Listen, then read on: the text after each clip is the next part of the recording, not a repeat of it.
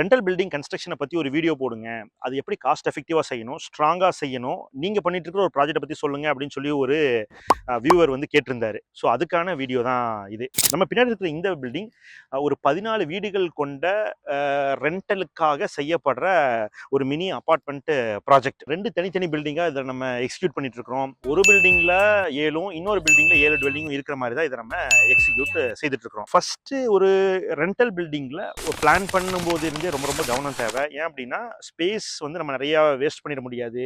Every square feet வந்து நம்ம use பண்ணணும். அதே சமயத்தில் வென்டிலேஷன் லைட்டிங்லாம் வந்து ப்ராப்பராக கொடுத்துருக்கணும். ஏன்னா யூஸ் பண்ண போகிற டெனன்ஸுமே அதை வந்து நல்லா ஆரோக்கியமாக ஹெல்த்தியாக அந்த வீட்டில் இருக்கிற மாதிரி தான் இந்த பில்டிங்கை டிசைன் பண்ணி பிளான் பண்ணணும். ஸோ பிளானிங் ஃபேஸ் நீங்கள் பார்த்துக்குவீங்கன்னு எனக்கு தெரியும். இப்போ எக்ஸிக்யூஷன் நம்ம பார்ப்போம். நம்ம சைலண்ட் வேலி கன்ஸ்ட்ரக்ஷனில் நம்ம வந்து 4 டிஃப்ரெண்ட் ஸ்பெசிஃபிகேஷன் வச்சிருக்கிறோம் அப்படின்னு உங்களுக்கு தெரியும். அதில் எந்த ஸ்பெசிஃபிகேஷன்லையுமே நாங்கள் பில்டிங்க்கு ஃப்ளை ஆஷ் பிரிக் யூஸ் பண்ணுற மாதிரி நாங்கள் ஸ்பெசிஃபிகேஷனில் கொடுக்கல. அப்படி இருந்தும் இது ஏன் நம்ம வந்து ஃப்ளை ஆஷ் அப்படின்னு சொன்னால், ஃப்ளை ஆஷ் வந்து நல்ல பொருள் இல்லை அப்படின்றதால நம்ம ஸ்பெசிஃபிகேஷன் இல்லாமல் இல்லை. நம்ம கொடுத்துருக்க ஸ்பெசிஃபிகேஷன் ரெசிடென்ஷியல் பில்டிங்காக. ரெசிடென்ஷியல் பில்டிங் கன்ஸ்ட்ரக்ஷன் பண்ணுற ஹவுஸ் ஓனர் கன்வென்ஷனல் மெட்டீரியல்ஸ் தான் யூஸ் பண்ணணும், அந்த காலத்துல நாங்கள் செங்கல் யூஸ் பண்றோம் அப்படின்னு சொல்றதால தான் செங்கல், அதுலயும் உயர்தரமான நம்ம வயர் கட் செங்கல்ல பிளேஸ் பண்றோம். அப்படி இல்ல அப்படின்னா நம்ம கன்வென்ஷனல் மைண்ட் செட் இருக்கிறதால தான் நம்ம செங்கல். பட் நீங்க உங்களுக்கு ஒரு ஸ்ட்ராங்கான பொருள் வேணும், ஏன் செங்கலை விடமே ஒரு ரொம்ப ஸ்ட்ராங்கான பொருள் வேணும், காஸ்ட் எஃபெக்டிவா இருக்கணும்னா நீங்க தாராளமா ஃப்ளை ஆஷ் போகலாம். எங்களோட நிறைய ப்ராஜெக்ட்ஸ்ல நாங்க ஃப்ளை ஆஷ் யூஸ் பண்றோம். ஸ்பெசிஃபிகேஷன்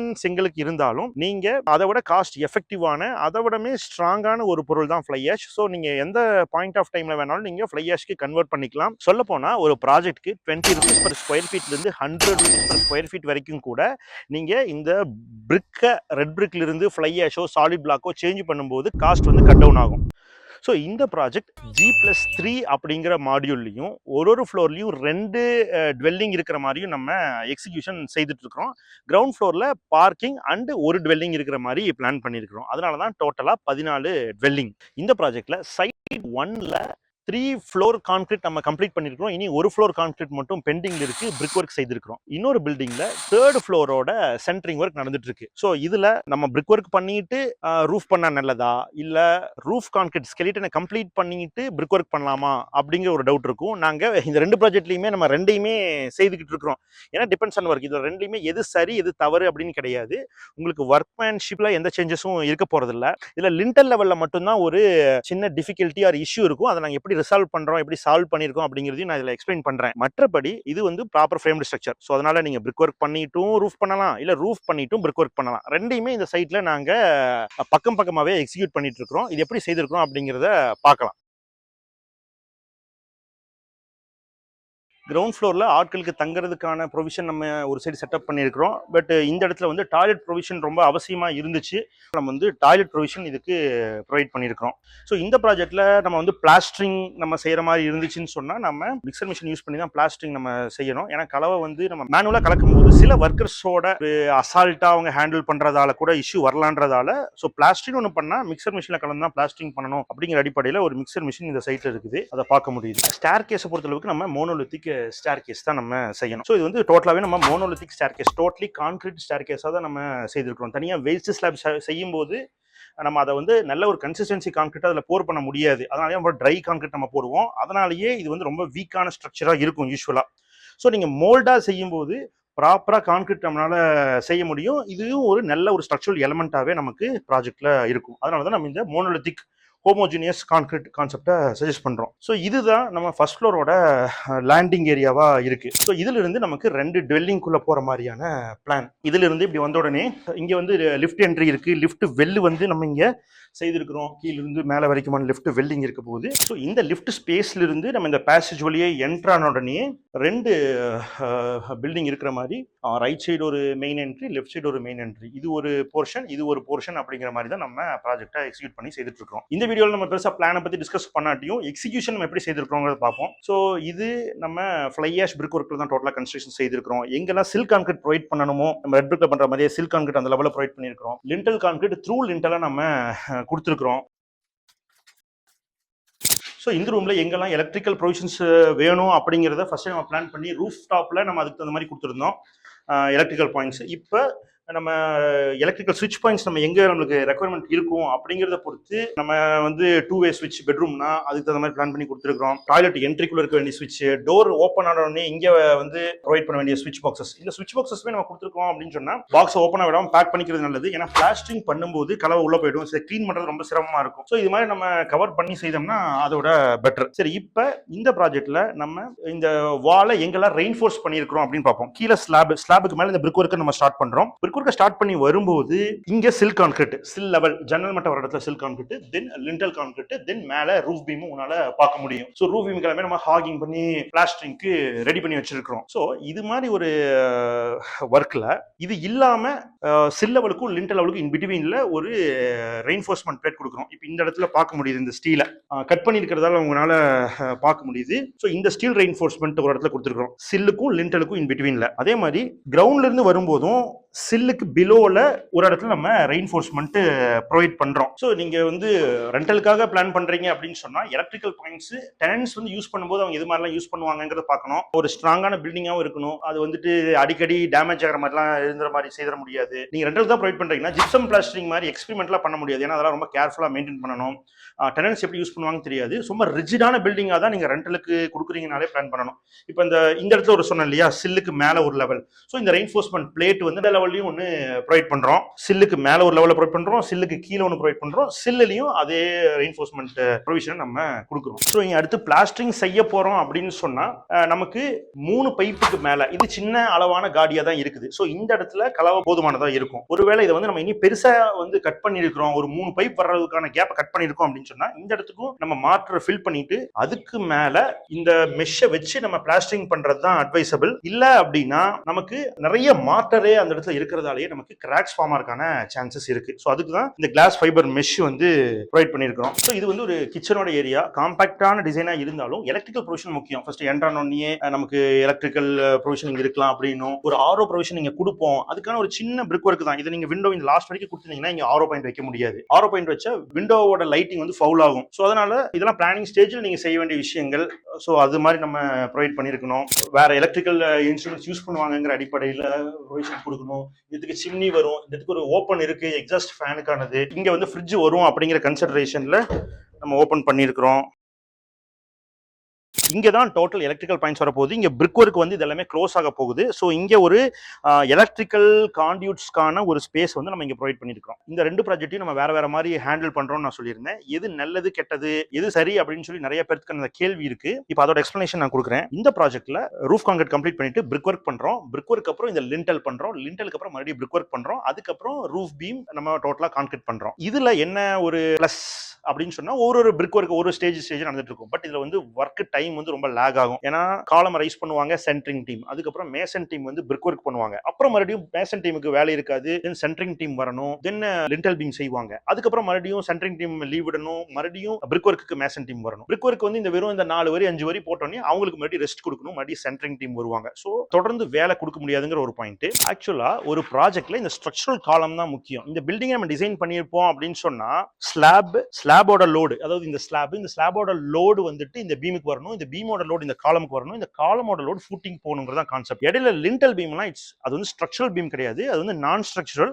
பட் ஆனால் ஒரு டையை கிரியேட் பண்ணும். ஒரு ஸ்ட்ரக்சர் நியர் பில்டிங்கை டிசைன் பண்ணும்போது இந்த காலம் லிண்டல்லாம் இல்ல அப்படிங்கிறத கன்சிடர் பண்ணி தான் டிசைன் பண்ணுவாங்க. அதனால நீங்க நிறுத்தி பண்ணணும் அப்படின்னு ரெக்குயர்மெண்ட் இல்ல. சரி, இப்ப இந்த ஒர்க்கை ஸ்டாப் பண்ணி நம்ம போறோம் இல்லைங்களா, நீங்க பிரிக் ஒர்க் பண்ணிட்டு ஒருவேளை இந்த ப்ராஜெக்ட்ல நம்ம என்ன செய்திருக்கோம் அப்படின்னு சொன்னா காலம் வந்து அப் டு ரூஃப் பீம் வரைக்கும் கொண்டு போயிட்டோம். அதனால கிளியரா இருக்குது இந்த காலம். இது ஒரே மாதிரி தான் இருக்குது. இதே சில ப்ராஜெக்ட்ல நம்ம ரெசிடென்ஷியல் ப்ராஜெக்ட்ல என்ன பண்ணுவோம் அப்படின்னா 7 அடி வரைக்கும் நிறுத்துவோம். அதுக்கப்புறம் இதை வந்து த்ரூவா லிண்டல் போடுவோம். Through lintel okay. த்ரூ லிண்டலுக்கு மேல இந்த சின்ன பாக்ஸ் அது வந்து 1.5 அடி 1 அடி தான் இருக்கும். அதுக்கெல்லாம் தனியா காலம் பாக்ஸ் வச்சு நம்ம பண்ண முடியாது. அதனால பழையில தான் நம்ம கான்கிரீட் செய்வோம். இது வந்து ரெசிடென்ஷியல் பில்டிங்க்கு வந்து அட்வைசபிள். என்னதான் இருந்தாலும் நம்ம ஃபுல்லா ஒரு காலம் பாக்ஸ் வந்து நம்ம மெட்டல் பாக்ஸ்ல போட்டு நல்லா வைப்ரேட் பண்ணி கான்கிரீட் பண்றதுக்கும் மேல போயிட்டு ஒரு சின்ன பேட்ச் ஒர்க் பண்றதுக்கும் வித்தியாசம் இருக்கு. ரெசிடென்ஷியல் கன்ஸ்ட்ரக்ஷன் தான் நீங்க பண்றீங்க, சின்னதா ஒரு ஃப்ளோர் 2 ஃப்ளோர் ஒரு வீடு தான் பண்றீங்க அப்படின்னு சொன்னா லாஃப்ட் எல்லாம் வரும், எல்லாம் வரும்ன்றதால நீங்க நிறுத்தியே பண்ணலாம். லிண்டல்ல நிறுத்தி லிண்டல் த்ரூ டைப் பண்ணி அதுக்கு மேல காலம் ரைஸ் பண்ணி பண்ணலாம். பட் அப்படி இல்ல, நீங்க ஸ்ட்ரக்சரலி ஒரு ஸ்ட்ராங்கான பில்டிங் செய்றீங்க, அது வந்து மல்டிபிள் ஃப்ளோர்ஸ் இருக்கு அப்படின்னு சொன்னா நீங்க இது மாதிரி ஸ்கெலிட்டனை ரைஸ் பண்றதா நல்லது. சரி, இப்போ இது பண்ணும்போது எனக்கு நீங்க லிண்டல் பண்றதால நிறைய பெனிஃபிட் சொல்லிருக்கீங்களே, அப்ப அதெல்லாம் எனக்கு இல்லாம போயிடும் அப்படின்னா, இட்ஸ் ஜஸ்ட் அ டை த்ரூவா நம்ம கனெக்ட் பண்றோம். பிரிக் ஒர்க் வந்து ஒரு ஸ்டிஃபனிங் கொடுக்குறோம். ஏன்னா பிரிக் ஒர்க் கீழ இருந்து மேல வரைக்கும் தனியா போறதுக்கு இடையில ஒரு பிரேக் கொடுத்து ஸ்டிஃபனிங் கொடுக்குறோம். அதுக்கு இந்த ப்ராஜெக்ட்ல நாங்க என்ன செய்வோம் அப்படின்னு சொன்னா, இங்க பிரிக் ஒர்க் பண்ணுவோம். பிரிக் ஒர்க் பண்ணிட்டு லிண்டல் லெவல்ல பிரிக் ஒர்க்கை ஸ்டாப் பண்ணிட்டு அங்க சின்னதா ரீபாரிங் பண்ணி கிரவுட் பண்ணி நம்ம பார்ஸ் அட்டாச் பண்ணி நம்ம போவோம். சோ இதனால நம்ம வந்து காலமை வீக் பண்றது இல்ல, காலமை வந்து ஜஸ்ட் ஒரு கனெக்ட் மட்டும் தான் பண்றோம். சோ அது ப்ராப்பர் கெமிக்கல் கிரவுட்டிங் செய்யும்போது எந்த பிரச்சனையும் கிடையாது. சோ நீங்க தனித்தனியா நிறுத்தி நிறுத்தி செய்யறதை விட சிங்கிளா நீங்க ரைஸ் பண்றதா ஸ்ட்ரக்சரலி சவுண்டா இருக்கும். சோ இந்த ப்ராஜெக்ட்டை பிரிக் ஒர்க் அப்புறம் ரூஃபா இல்ல ரூஃப் எல்லாம் கம்ப்ளீட் பண்ணிட்டு பிரிக் ஒர்க்கா அப்படிங்கிற கேள்விக்கு depends on site condition, depends on the volume of the project தான் முடிவு பண்ணும். சோ இது சரி அது சரி, இது தப்பு அது தப்புன்னு சொல்றதுல ரெண்டுமே சரிதான். நீங்க ரெண்டுல உங்களோட சைட் கண்டிஷன் உங்களோட ரெக்குயர்மெண்ட்டுக்கு உங்க ஸ்ட்ரக்சர் இன்ஜினியர் எதை சஜஸ்ட் பண்றாரோ இல்ல உங்களோட வால்யூம் ஆஃப் ப்ராஜெக்ட் எப்படி இருக்கோ அதை பொறுத்து நீங்க அந்த டிசிஷனை எடுத்துக்கலாம். சோ இந்த ப்ராஜெக்ட் நம்ம பார்க்கும்போதும் ஸோ பர்டிகுலரா இந்த பில்டிங்கை பொறுத்த அளவுக்கு நம்ம ஃபர்ஸ்ட் காலம் ரைஸ் பண்ணிட்டு அதுக்கப்புறம் தான் இந்த பீம்ஸை கொண்டு வந்துட்டு இருக்கோம். ஸோ இது நம்மளுக்கு ஆக்சுவலா ஒர்க் பண்ணும்போது டோட்டலா சென்ட்ரிங் டீம், இதுல வந்து மேசன் டீமோட இன்வால்மெண்ட்டே நமக்கு தேவையில்லை. டேரக்டா ஒரு சென்ட்ரிங் டீம் இருக்காங்கன்னா ஷூ போட போறாங்க, ஷூ போட்டு காலம் ரைஸ் பண்ண போறாங்க அப் டு ரூஃப் பீம் வரைக்கும், ரூஃப் பீமோட லெவல்ல ஸ்டாப் பண்ணிட்டு தென் சென்ட்ரிங் ப்ராக்ரஸ் ஆகிட்டே இருக்கும். அடுத்து ரூஃப் கான்கிரீட்னு சொல்லி நெக்ஸ்ட் ஸ்டேஜுக்கு போயிட்டு இருப்போம். குவாலிட்டி மெட்டீரியல் யூசேஜ்ல எந்த மாற்றமும் நம்ம செய்ய போறது இல்லை. ஸோ இப்போ வந்து மேலே இதோட ரூஃப் சென்ட்ரிங் ஒர்க் நடந்துட்டு இருக்குது, அது எப்படி ப்ராக்ரஸ் ஆகிட்டு இருக்கு அப்படின்னு பார்க்கலாம். ஸோ இப்போ இதில் வந்து span and Jackie support use பண்ணி நம்ம செய்துட்டு இருக்கிறோம். இப்போ இது வந்து ஸ்பேன் அண்ட் ஜாக்கி பண்றது தான் ஒரு சுப்பீரியரான ஒர்க்கு, மரப்பூட்டு வச்சு செஞ்சா அது ஸ்ட்ராங்கா இருக்கும் அப்படின்னா, இது வந்து ஜஸ்ட் சென்ட்ரிங் ஷோரிங்கோட ஒர்க் மட்டும் தான். நம்ம சென்ட்ரிங் பண்றதுக்கு ஒரு சப்போர்ட்டிவா இருக்க போகுது. நீங்க மரப்பூட்டு வச்சு பண்ணாலும் அதை சரியான முறையில் செஞ்சீங்கன்னா அது வந்து ரொம்ப ரொம்ப நல்லது தான். பெரிய பெரிய ப்ராஜெக்ட்ஸ்லையுமே நீங்க வுட் அண்ட் ஸ்கஃபோல்டிங் யூஸ் பண்றதுனாலும் யூஸ் பண்ணலாம், இல்ல ஸ்பேன் ஜாக்கி யூஸ் பண்ணலாம். இதுக்கும் குவாலிட்டிக்கும் சம்பந்தம் இல்லை. ஆனால் சரியான படிக்கு நம்ம மேலே பண்ணியிருக்கிற ஃபார்ம் ஒர்க் பண்ணியிருக்கிறோமா, சின்ன சின்ன பலகைலாம் யூஸ் பண்ணி நிறைய லீக்கேஜஸ் ஆகிற மாதிரி பீம் பண்ணியிருக்கிறோமா, இது மாதிரி பீம்ஸ் இருக்க இடத்துல ஓப்பன் ஸ்பேஸ் வைடரா இருக்க இடத்துல பிரிக் ஒர்க்கும் அதோட லோட எடுக்காது, டோட்டலாவே இந்த ஃபார்ம் ஒர்க் தான் லோட் எடுத்து ஸ்கெலிட்டனா பண்றோம் அப்படின்னா ப்ராப்பரான பிளைவுட் ஸ்கஃபோல்டிங் யூஸ் பண்ணணும். ஒருவேளை இது மாதிரி ப்ராஜெக்ட் எல்லாம் நீங்க செய்றீங்க, உங்க கான்ட்ராக்டர் கொடுக்குறீங்க அப்படின்னா இது மாதிரி மெட்டீரியல் உங்க கான்ட்ராக்டர் வச்சிருக்காரா, ஏன்னா இந்த ஸ்பேன் ஜாக்கி வந்து ரெண்ட்டுக்கு எடுத்துக்கலாம். உங்க கான்ட்ராக்டர் கொடுக்குறீங்க, ஒரு அட்வான்ஸ் கொடுக்குறீங்க, இதெல்லாம் ரெண்ட்டுக்கு எடுத்துக்குவார். ஆனா இந்த பிளைவுட் எல்லாம் ரெண்ட்டுக்கு எங்கேயும் கிடைக்காது, அவரோட ஓன் மெட்டீரியலா இருக்கணும். இந்த ஃப்ளோருக்கு நீங்க பிளைவுட் சென்ட்ரிங் செய்யணும் அப்படின்னாலே ஃபியூ லேக்ஸ் வேணும். சோ ஃபியூ லேக்ஸ் போய் சென்ட்ரிங்ல ஒரு நாள் உடனே இன்வெஸ்ட் பண்ண முடியுமா? நீங்க கொடுக்குற ஒரு அட்வான்ஸ் பேமெண்ட் வச்சு உங்க பில்டர்னால பில்டிங்க்கு தேவையான மெட்டீரியல்ஸ் வாங்கலாம், சிமெண்ட் ஜல்லி மணல் வாங்கலாம், ஒர்க்கர்ஸ்க்கு சம்பளம் கொடுக்கலாம், கம்பி வாங்கலாம். ஆனா இந்த சென்ட்ரிங் மெட்டீரியல் எல்லாம் அதே பேமெண்ட்ல வாங்க முடியுமா? கண்டிப்பா முடியாது. அப்போ அவர்கிட்ட மெட்டீரியல் இருக்கா, இது மாதிரி சென்ட்ரிங் மெட்டீரியல் இருக்கா அப்படிங்கறத ஒரு தடவை நீங்க செக் பண்ணிக்கணும். இது மாதிரி ப்ராஜெக்ட்டை ஒரு கான்ட்ராக்டர் கொடுக்கறதுக்கு முன்னாடி ஓன் மெட்டீரியல்ஸ் வச்சிருக்காங்களா, ஏன்னா ரெண்டுக்குலாம் எடுத்து கண்டிப்பா செய்ய முடியாது. ஃபர்ஸ்ட் ஆஃப் ஆல் ரெண்டுக்கு கிடைக்காது. இந்த பிளைவுட்ஸ் சைட் ஷட்டரிங் வந்து ரெண்டுக்கு 100% கிடைக்கிறது இல்ல. உங்களுக்கு இது கிடைக்கும், பேன் ஜாக்கி வந்து ரெண்டல் கிடைக்கும், அதை பத்தி இஷ்யூவே கிடையாது, எல்லா ஏரியாலையும் கிடைக்கும். பட் இந்த பிளைவுட்ஸ் ரன்னர்ஸ் இதெல்லாம் வந்து ரெண்டலுக்கு இருக்காது, உங்க பில்டர் ஓனா வச்சிருக்கணும். இல்லைன்னா என்ன பண்ணுவாருன்னா உங்க பில்டர் இன்னொருத்தருக்கு ஏதாச்சும் இன்னொரு பில்டர் கிட்ட கான்ட்ராக்ட் கொடுத்து அவர் ஓன் மெட்டீரியல் வச்சிருந்து அவரு அதிகபட்ச ரேட் அவருக்கு ப்ரொவைட் பண்ணாருன்னா தென் ப்ராஜெக்டோட காஸ்ட்டை கண்ட்ரோல்குள்ள பண்ண முடியாது. தென் அவரு இல்ல என்னால இந்த ப்ராஜெக்டை செய்ய முடியல அப்படின்னு சொல்லி பாதியில விட்டுட்டு போறதுக்கான சான்சஸ் எல்லாம் இருக்கு. ஸோ மெட்டீரியல் எப்படி இருக்குங்கிறது செக் பண்ணிக்கிங்க. இப்போ நம்ம கீழே பார்த்த ஸ்டேர் கேஸ் வந்து ஷட்டரிங் பிரிச்சதுக்கு அப்புறம் இப்போ இது 2 நாளுக்குள்ளதான் கான்கிரீட் பண்ணிருக்கிறோம். ஸோ இது எப்படி நம்ம ஃபார்ம் ஒர்க் பண்ணி செய்திருக்கிறோம் அப்படிங்கிறது பார்க்கலாம். ஸோ நம்ம இங்க சொன்ன மாதிரி ஒவ்வொரு ஸ்டெப்புக்கும் இங்க வந்து நம்ம பிளைவுட் வச்சு அதை ஸ்டாப் பண்ணிடுவோம். ஸோ கான்கிரீட் ஓவர் ஃப்ளோ ஆகாது. இங்க போடுற கான்கிரீட் இந்த லெவலுக்கு வந்தோடனே இதுல ஸ்டாப் பண்ணிட்டு இங்க ஃப்ளோ பண்றக்க ஆரம்பிச்சிடும். ஸோ ஸ்டெப்பு சைமில்டேனியஸா இதுல நம்மளுக்கு ஒரு லெவல்லையும் கான்கிரீட் இருக்கும்.